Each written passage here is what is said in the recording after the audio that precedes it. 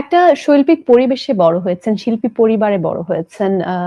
Specially যেখানে আপনার বাবা কিংবদন্তি মাহমুদুর নবী। সেই জায়গা থেকে আপনার শিশুবেলার কথা যদি বলি, আ মিউজিক বা গানের প্রতি যে প্যাশনটা সেটা আপনার পরিবার বা সেই পরিবেশটা কতটুকু আসলে সেটাকে শেপ একদমই। করেছে? আমি তুমি যে বলছিলে না আমি লিখি, লেখার মধ্যেও কিন্তু আমি গানকেই অনুভব করি।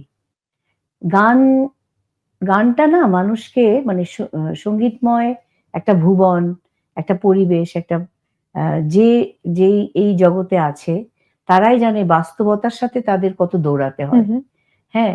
আমাদের সবকিছুই মানে অ্যাডজাস্ট করে নিতে হয়। তো জীবনের অ্যাডজাস্টমেন্টে আমি দেখেছি একজন শিল্পী হিসাবে আমার ওই সংগীতময়তার মধ্যেই কিন্তু আমার পরিমণ্ডলেই সবকিছু হু, ঘটছে। হু।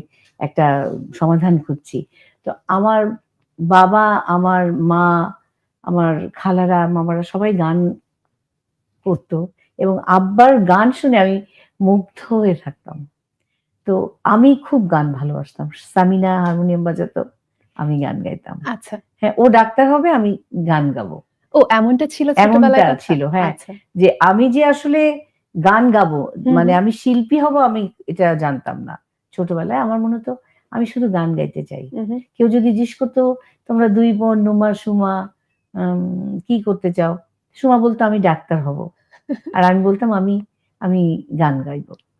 তো এই সুমা মানে হচ্ছে সামিনা সামিনা, চৌধুরী আর নুমা মানে হচ্ছে ফাহমিদা ফাহমিদা নবী, নবী। হ্যাঁ। তো এই আরকি। তখন থেকেই আমার কখনো আর কিছু মনে হয়নি যে আর কিছু করব। তবে শিক্ষকতা খুব আমার পছন্দ। তো আমি সেটাও করেছি ১০ বছর। তো যা করতে চেয়েছি জীবনের প্রতিটা জায়গায় আসলে আমি বিশ্বাস করি যে তুমি যদি ভালোর দিকেই হু, ধাবিত হু। হও। আমার আরেকটা জিনিস আমাকে লেখায় অনুপ্রাণিত করে বা একজন ভালো আমার মা বলে, "একজন ভালো মানুষ না হলে ভালো গান হয় না।" এই কথাটা আমাকে খুবই আর শিক্ষিত না হলে ভয় মনে হয় আমাদেরকে ভয় দেখাতো যাতে করে পুরো পড়াশোনা করি। তো সুমা সেদিন বলছিল যে, "মা তোমার মেয়েই তোমার হু, হু। আশা পূরণ করলো, বইও বইও লিখলো, লিখলো, হ্যাঁ। আবার এমএ পাসও করলো।" তো তো সেটাই আরকি। তো বলত যে, "শিক্ষিত না হলে ভালো গান করা যায় না।"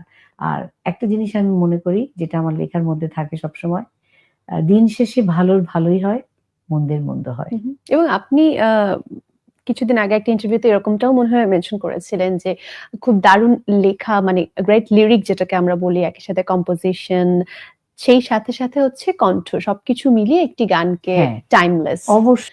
সো ছোটবেলা ভাই-বোনের সম্পর্ক বা বাবাকে নিয়ে যদি কোনো আ স্মৃতির কথা বলি, সবচাইতে কোন জিনিসটা বেশি মনে পড়ে এখনো? আব্বা আসলে মানে আমার বাবাকে আমার সবসময় উত্তম কুমার মনে হতো। হ্যাঁ, আমার বাবা মানে একদম হিরো।